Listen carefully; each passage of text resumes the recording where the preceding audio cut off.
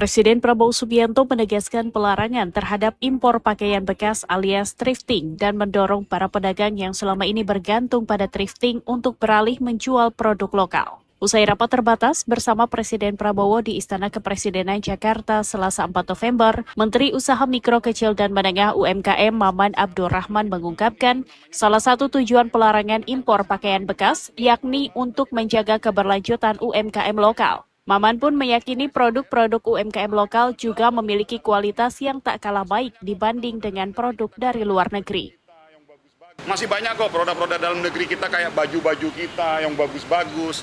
Dan bahkan teman-teman distro di Bandung itu aja, mereka sekarang lagi, ya artinya produk-produknya bagus-bagus semua kayak baju-baju itu. Jadi didorong ke arah sana. Jadi supaya produk lokal kita juga tidak, artinya mempunyai pasar. Jadi punya market dan juga bisa mendapatkan akses penjualan di dalam negeri kita.